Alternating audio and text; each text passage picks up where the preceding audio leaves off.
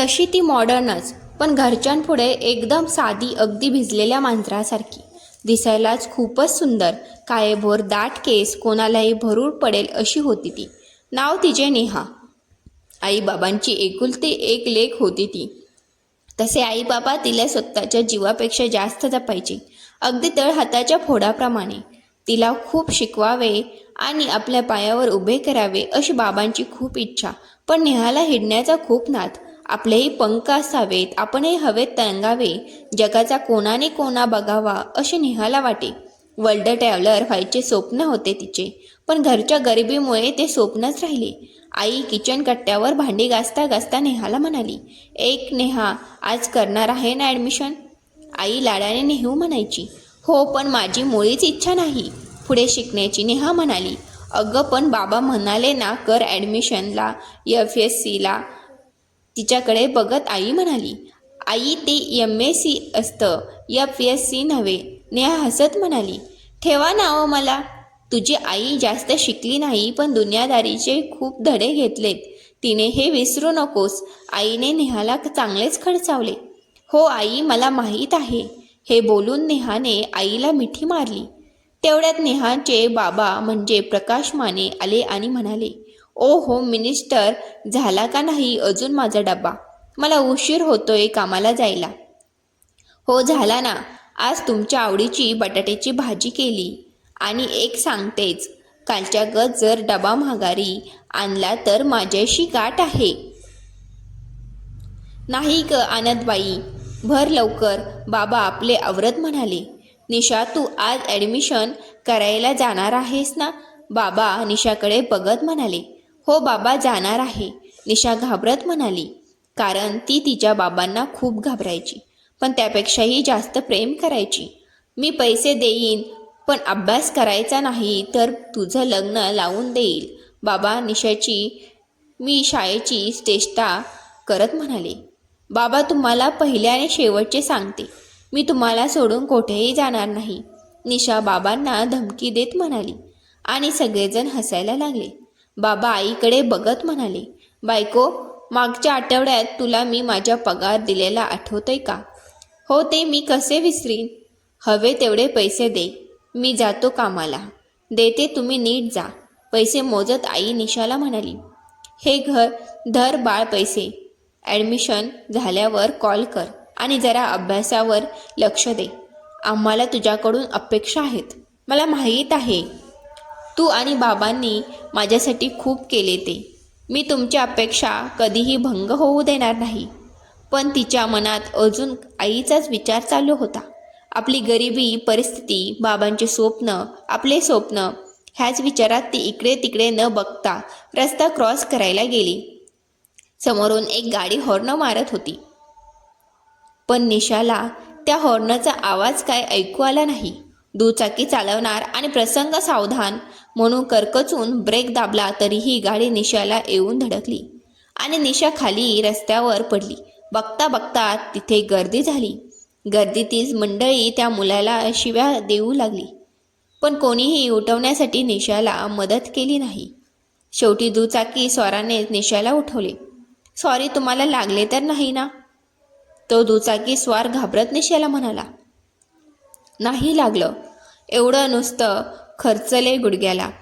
गुडघ्याला हात लावत निशा म्हणाली. बघता बघता तिथली गर्दी कमी झाली व निशाही तिथून निघून गेली. निशाचा ॲडमिशनच्या मुलींच्या रांगेत 5वा नंबर होता आणि मुलांच्या बाजूला कोणीच नव्हते. 10 मिनिटांनी निशाचा नंबर आला. तिने आपले कागदपत्र व फीज बॅगमधून काढले व काउंटरपाशी दिले. न कळस निशाची नजर मुलांच्या रांगेकडे गेली, तर तिथे तिला 2 मुले दिसले. त्यातील दुसरा मुलगा सकाळी झालेल्या अपघातातील दुचाकी सांगणारा होता. त्याला बघून निशाने लगेच आपली नजर दुसरीकडे फिरवली. निशा ॲडमिशन झाल्यावर बाहेर गेली, तेवढ्या तिला मागून हाक ऐकू आली. तो मुलगा निशाकडे येत म्हणाला, "काय आहे?" निशा घाबरत आवाजात म्हणाली, "सॉरी, तुम्हाला लागले नाही ना सकाळी?" तो निशाकडे बघत म्हणाला, "नाही लागले, पण माझी चूक होती. मी रस्ता क्रॉस करताना पाहिले नाही इकडे तिकडे. I am sorry." "मी तुम्हाला तू म्हटले तर चालेल ना?" आणि तुम्ही पण मला तू म्हणत जा. हो चालेल, बरं जाऊ का मी? आता निशा खाली मान घालत म्हणाली. ओके, तू आता ॲडमिशन घेतलंस ना? कशाला घेतलं? MSc इन केमिस्ट्री म्हणजे निशा कमी आवाजात म्हणाली. खरंच फायला हो तू का असं विचारत आहेस? निशा अजून खालीच मान घालून बोलत होती. मी पण MSc इन केमिस्ट्रीलाच आहे, पण सेकंड इयरला. तुला काय अडचण आली तर सांग मला. आणि महत्त्वाचे म्हणजे इथे कडक सिक्युरिटी असल्यामुळे ट्रेनिंग वगैरे काही होत नाही, त्यामुळे रिलॅक्स राहा. हो सांगते अडचण आल्यावर. बरं मी जाते. निशा तिथून निघून गेली. निशा गेल्यावर तो मनात म्हणाला, काय सुंदर आहे रे ही मुलगी, आपल्याला खूप आवडली. आई, आज माझ्या कॉलेजचा पहिला दिवस आहे, तर लवकर डबा कर, मी बाबांबरोबर जाणार आहे. निशा आपले आवरत म्हणाली. हो झालं जेवण. आता डबा तू पहिल्यांदा देवाच्या पाया पड, आई डबा भरता भरता म्हणाली. तेवढ्यात बाबा तिथे आले आणि म्हणाले, शुभ सकाळ. आज कॉलेजचा पहिला दिवस आहे ना? निशा मंग झाली की ती नाही तयारी. हो झाली बाबा, जाऊया ना आपण सोबत. हो जाऊया. होम मिनिस्टर झाला ना का डब्बा? आई हॉलमध्ये आली आणि म्हणाली, हा धरा तुमचा डब्बा आणि हा धर ग निशा तुझा डब्बा. दोघे नाश्ता करून घराबाहेर पडले. निशाच्या ओळखीचे त्या कॉलेजमध्ये कोणीच नव्हते. तेवढ्या तो ॲक्सिडेंटवाला मुलगा सोडला तर अजून स्पष्ट लेक्चरला 1 तास बाकी होता. म्हणून निशा लायब्ररीमध्ये अभ्यास करायला गेली तर तिथे मला भली मोठीशी लाईन दिसली. कशासाठी लागली ग ही लाईन? निशाने तेथील शेवटच्या मुलीला विचारले. ओळखपत्र घेण्यासाठी लागले रांग, ती मुलगी म्हणाली. थँक्यू बोलून निशा ही लाईनमध्ये उभी राहिली. ओळखपत्र घेतल्यावर ऑफिसमध्ये जाऊन प्राचार्य यांच्या सही त्यावर घ्यायची. निशाच्या पुढची मुलगी निशाला म्हणाली. करायला गेली तेव्हा नकळत तिचे ध्यान कॅशियर 500 केले. तिथे एक वृद्ध थकलेला माणूस आणि त्याबरोबर एक मुलगा मोठ्याने काहीतरी त्या कॅशियरला सांगत होते. तेवढ्यात तेथील वृद्ध माणसाचा रडलेला आवाज निशाच्या कानावर पडला आणि तो वृद्ध माणूस म्हणाला, साहेब करा ना माझ्या मुलाची ॲडमिशन, आम्ही खूप गरीब आहोत. वृद्ध माणसाने आपले डोळे पुसले. ओ काका, आज कॉलेजचा पहिला दिवस आहे.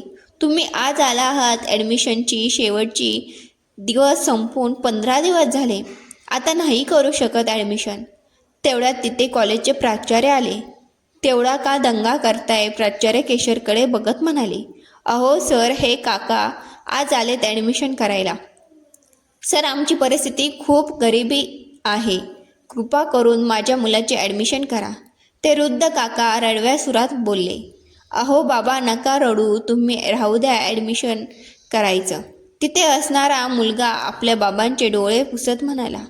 प्राचार्य कॅशला म्हणाले, तेवढे करा ह्यांच्या मुलाचे ॲडमिशन. कॅशियर म्हणाला, हो सर करतो. काका द्या इकडे कागदपत्र आणि फीज. वृद्ध काकांनी बँकेतील पैसे काढले व कॅशियरला दिले. धन्यवाद सर, तुमचे आभार कसे मानू कळेना झाले. वृद्ध काकांनी हात जोडले. असू दे हे म्हणून प्राचार्य तिथून निघून गेले.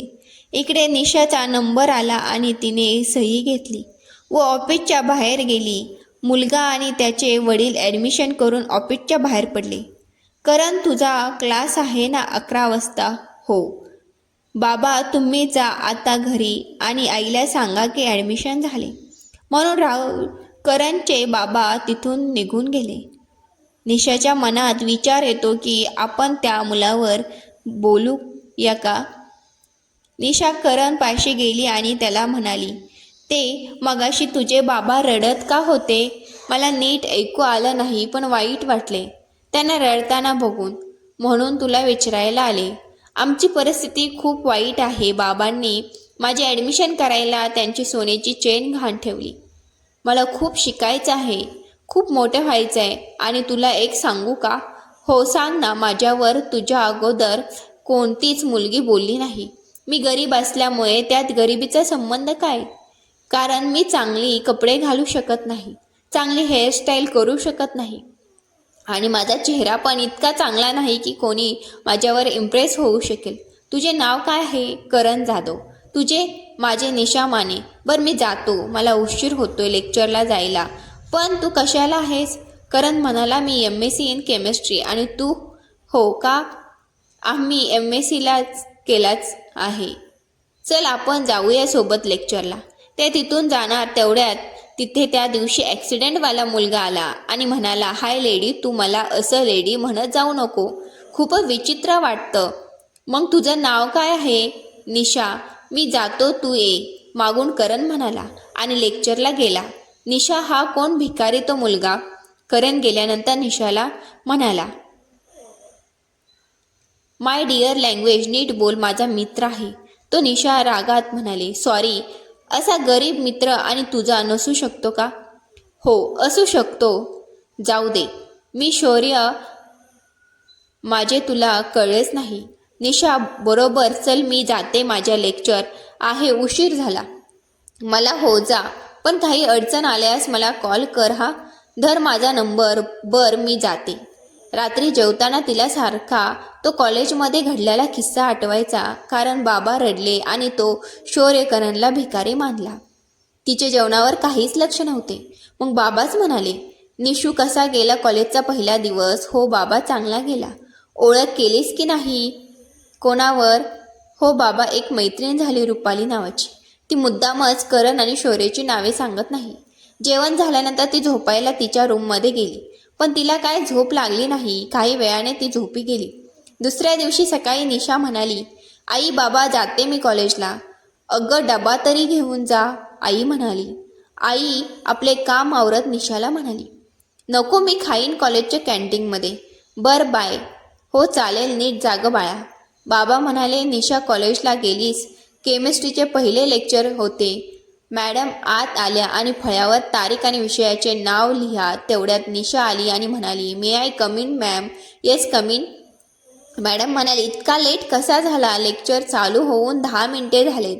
पुन्हा जर लेट झाला तर नंतर घेणार नाही मी माझ्या लेक्चरला. सॉरी, निशा घाबरत म्हणाली. बर, तुला एक प्रश्न विचारते बेसिकचा. Hotel chemistry. निशाला काय सुचलं नाही. ती खाली मान घालून उभी राहिली. मॅडम रागात म्हणाल्या, तुला एवढा सोपा प्रश्न येत नाही? मॅडमने निशाचे ओळखपत्र बघितले व त्यावरील नाव जोराने घेतले. निशा म्हणून. निशा प्रकाश माने. काय सुंदर नाव आहे मॅडमचं नाव.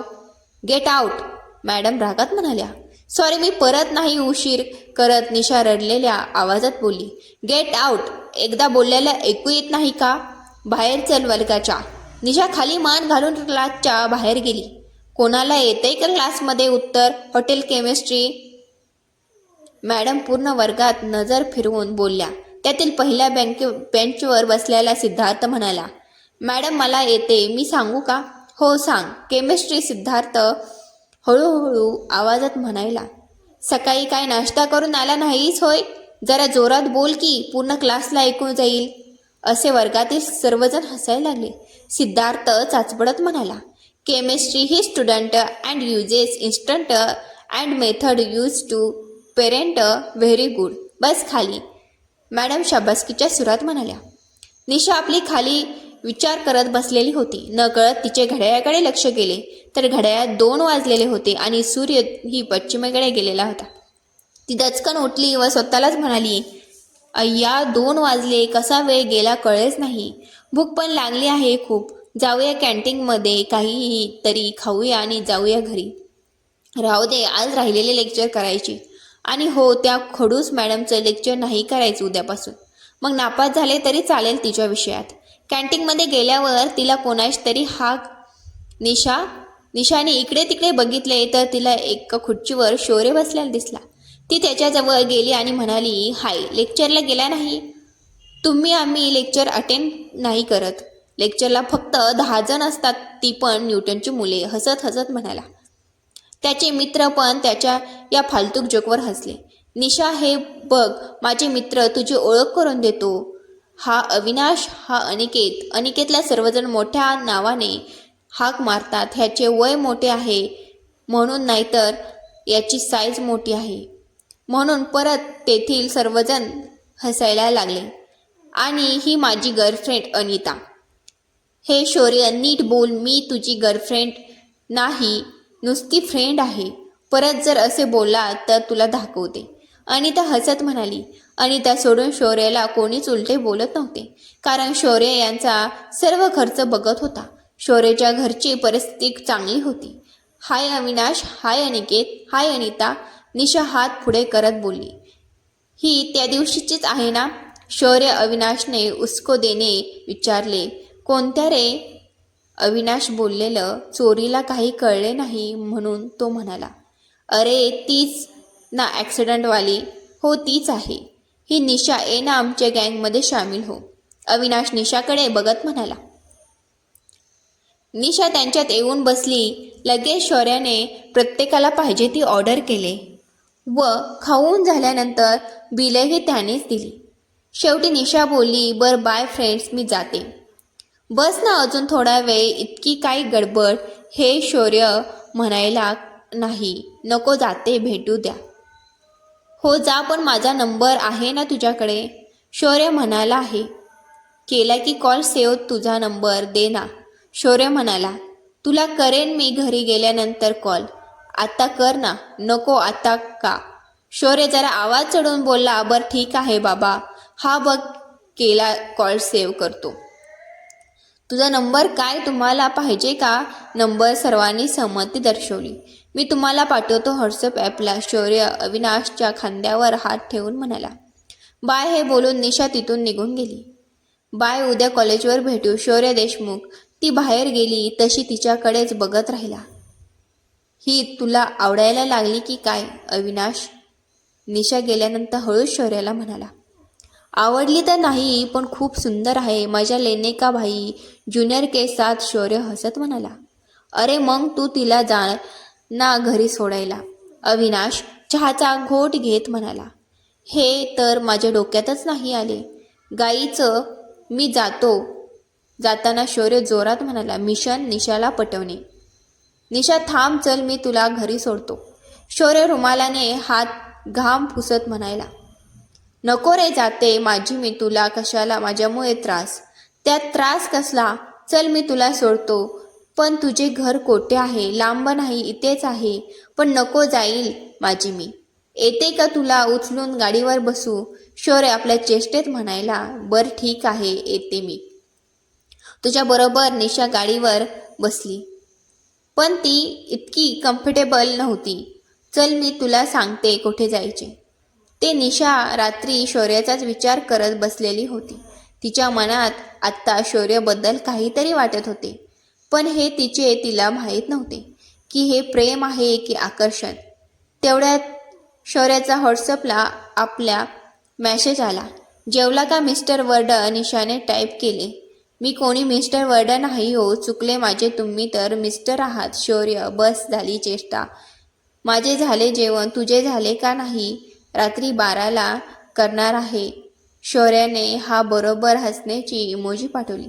तुला शेवटचं सांगते, आता जर चेष्टा केली तर डायरेक्ट ब्लॉक करेन, समजला? निशानी ह्याबरोबर रागाची इमोजी पाठवली. कसा गेला तुझा कॉलेजचा दुसरा दिवस? बोरिंग.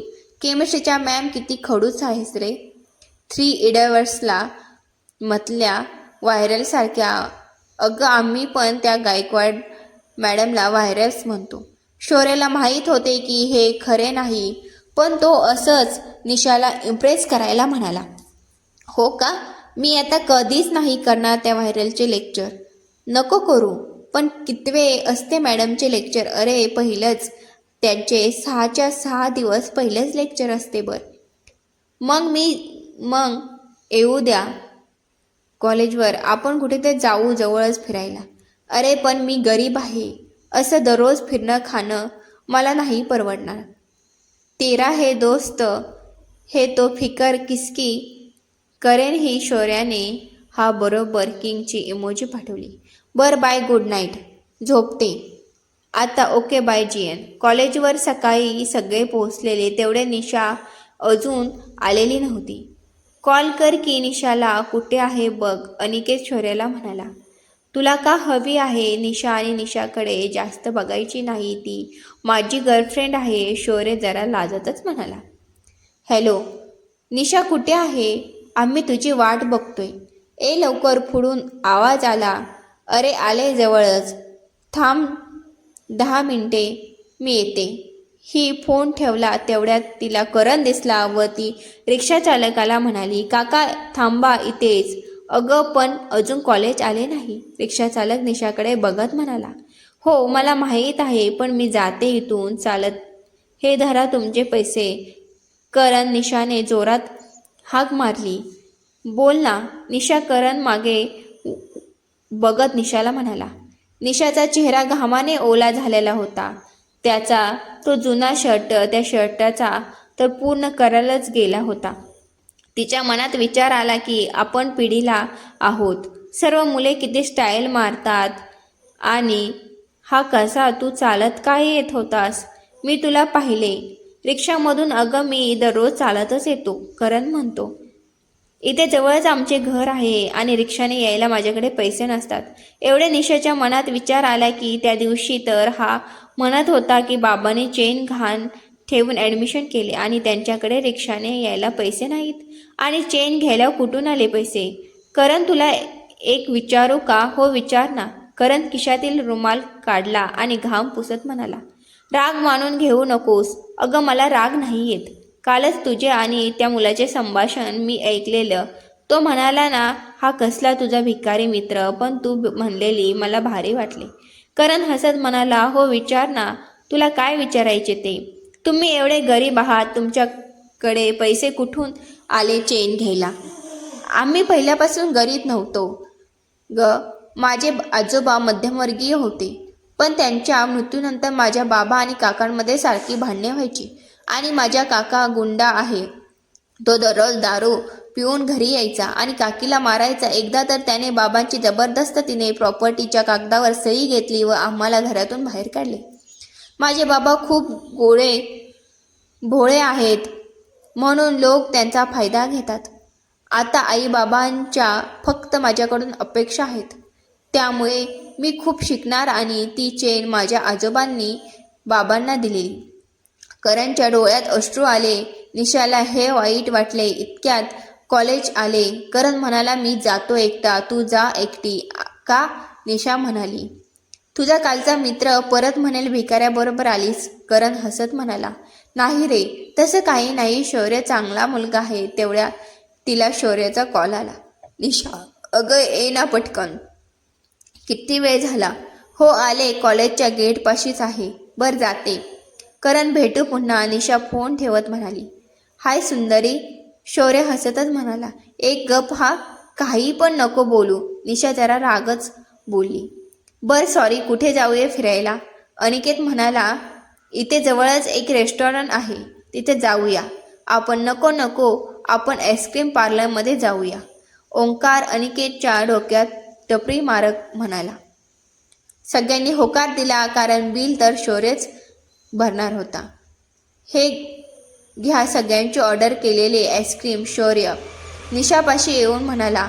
सर्वांचे खाऊन झाल्यावर शौर्य निशाला म्हणाला, निशा आवडते का तुला आईस्क्रीम?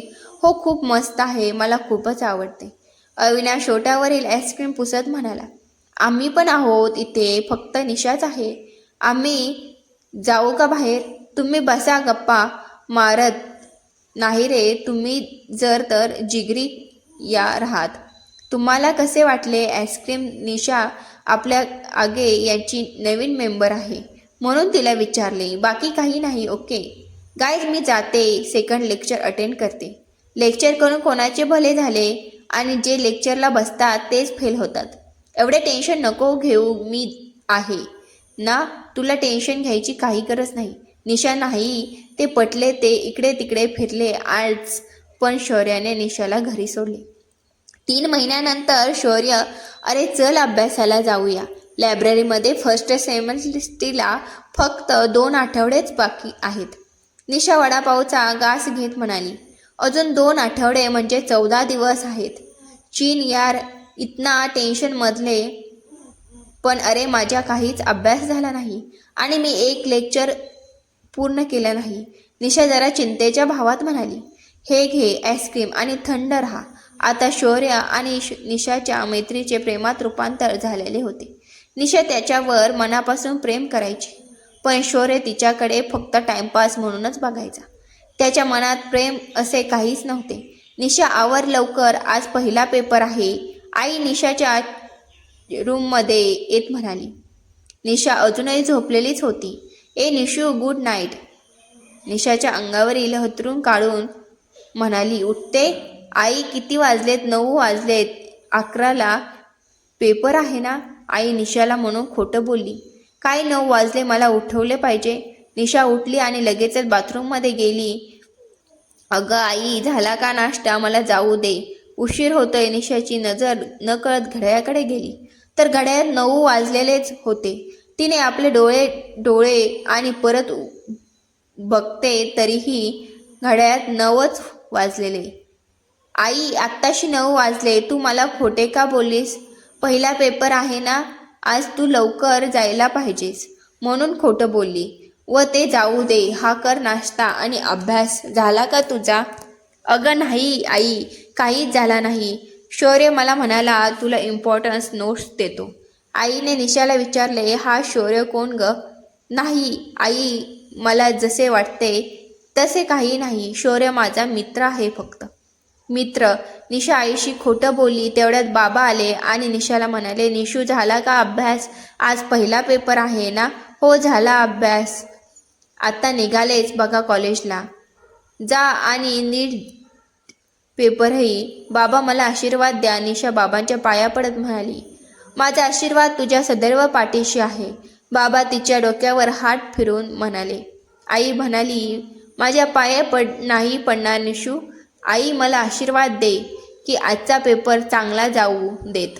हो बाळा, मन लावून दिली. आई निशाच्या कपाळावरून हात फिरवत म्हणाली. निशा कॉलेजला गेली. हाय निशा, ऑल द बेस्ट. ओंकार हात पुढे करत म्हणाला. थँक्स, पण जरा मला टेन्शन आले. निशा, टेन्शन नको घेऊ.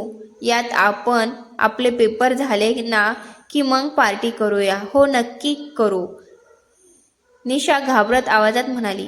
निशाचे सर्व पेपर संपले. त्यातील निशाला काही पेपर सोपे केले तर काही पेपर खूपच अवघड केले. सांगितल्याप्रमाणे शौर्य उद्या पार्टी होती. हॅलो निशा, काय करतेस? काही नाही बघ, आता निकाल आहे आठवड्यातच, त्याचीच वाट बघते. आज खूप दिवसापासून कॉल केलास की? मी तुला म्हणालो होतो ना पेपरच्या वेळी ती आपण पेपर झाल्यावर पार्टी करूया, आठवले? निशा आठवत म्हणाली. मग त्या पार्टीची शॉपिंग करायला जाऊया का? आज त्यासाठीच मी तुला फोन केलाय. कधी करणार आहेस पार्टीचे नियोजन? उद्या. शॉपिंगला? निशा म्हणाली. आवर तू, 1 तासात आपण जाऊ. मी तुला पिकअप करतो. बरं चालेल. 1 तासानंतर शौर्य निशाच्या घरी गेला निशाला पिकअप करायला. चल बस गाडीवर जाऊया आपण, शौर्य निशाला म्हणाला. निशाला आता शौर्याची सवय झालेली होती. तिने शौर्याच्या खांद्यावर हात टाकला व हसली. तोही गाडीवर निशाला बघून हसला. ते दोघेजण शॉपिंग करायला मॉलमध्ये गेलेले होते. त्यांचे शॉपिंग पूर्ण झाल्यावर ते एका चांगल्या रेस्टॉरंटमध्ये खायला गेले. कशी चालली तयारी? उद्याच्या पार्टीची तयारी? निशाने सहजच विचारले. हो, झाली ना. आणि तुला मी एक सरप्राईज देणार आहे. काय देणार आहे सरप्राईज? निशाने उत्सुकतेने विचारले. मग सरप्राईज आहे, उद्या कळेल तुला. मी खूप एक्सायटेड आहे. तुझ्या सरपंचसाठी काय मागूया खायला? शौर्य वेटरला बोलवत म्हणाला. मागव काही. निशा दुसऱ्या दिवशी उठली. तिच्या डोक्यात एकच विचार चालू होता की शौर्य मला आज सरप्राईज देणार. तिने अनिताला कॉल केला. काय चाललंय? निशा म्हणाली. काही नाही, खूप दिवसातून कॉल केला. समोरून आवाज आला. तू पण करत जा कॉल कधीतरी. का? मीच दरवेळी करू कॉलवर? ते जाऊ दे. पाटील येणार आहेस ना? आज कोणती पार्टी? अनिता म्हणाली. अगं, शौर्याची पार्टी आहे ना आज, तुला माहीत नाही होय? मी नाही बोलत शौर्य बरोबर. आय हेट शौर्य. का ग, झाले तुमच्या दोघात? निशाने विचारलं. तुला सांगू का? हो सांग ना. निशा डोळे फिरवत म्हणाली. शौर्य खूप मतलबी माणूस आहे. पहिला माझ्या दिवसातून 2 तास तरी फोनवर बोलायचा, पण आज आजकाल फोनच करत नाही आणि तू त्याच्या आयुष्यात आल्यापासून माझ्यावर धड बोलतही नाही. मग मी पण त्याच्यावर बोलत नाही. अगं तो बिझी असेल म्हणून बोलत नसेल. तू येणार आजच्या पार्टीला? नाही येणार. आणि त्याने मला इन्व्हिटेशन पण दिले नाही. तुम्ही करा एन्जॉय. आणि त्यांनी हे बोलून फोन ठेवला. निशा सकाळपासूनच खूप खुश होती, कारण तिला ओढ लागली होती. शौर्यच्या दुपारी शौर्यचा कॉल आला. हाय निशा, मी तुला आज पिकअप करायला येतो. आपण सोबतच जाऊया पार्टीला. नको, मी जाईन मला तेवढा पत्ता सेंड कर. माझ्यावर काही का नाही येत तू? अरे मला पण तुला सरप्राईज द्यायची आहे. हो का, करतो सेंड पत्ता. Bye bye. निशाने कॉल ठेवला. संध्याकाळी शौर्य लवकरच पार्टीच्या ठिकाणी पोहोचलेला. तो सगळी तयारी नीट झाले का ते बघत होता. तेवढ्यात निशा आणि तिची रुपाली नावाची मैत्रीण तिथे आली. निशाने गळ्यात निळ्या रंगाचा गाऊन घातलेला होता.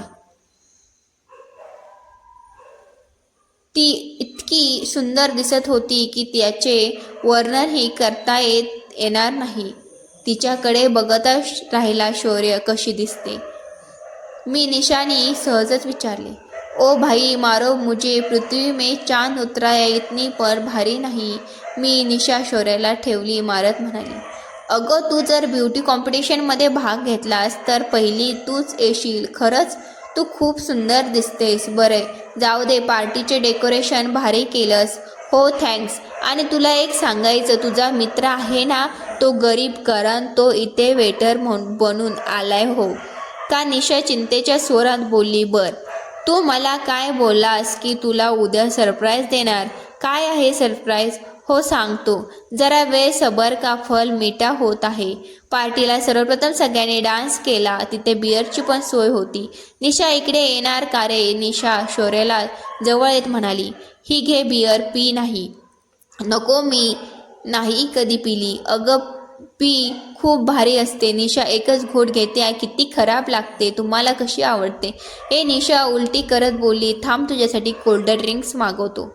वेटर इकडे कोल्डा ड्रिंक्स दे. निशाने पहिले तर तो वेटर दुसरा कोणी नसून करणच होता.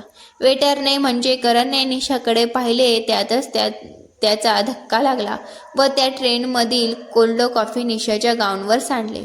R you mad? तुला कळतं का तू काय केलं असते? शौर्य रागात करणला म्हणाला. जाऊ दे शौर्य, मी पुसते डाग.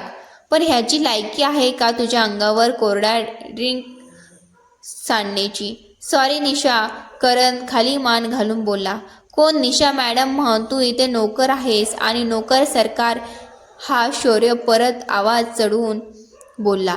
शौर्य करणला कानफडात देणार तेवढ्यात निशाने त्याला खेचले व ती शौर्यला तिथून घेऊन गेली. कथा आवडली असल्यास मराठी कथा संग्रह या चॅनेलला सबस्क्राईब करा, लाईक करा, शेअर करा. पुढील भाग बघण्यासाठी चॅनेलला सबस्क्राईब करा. धन्यवाद.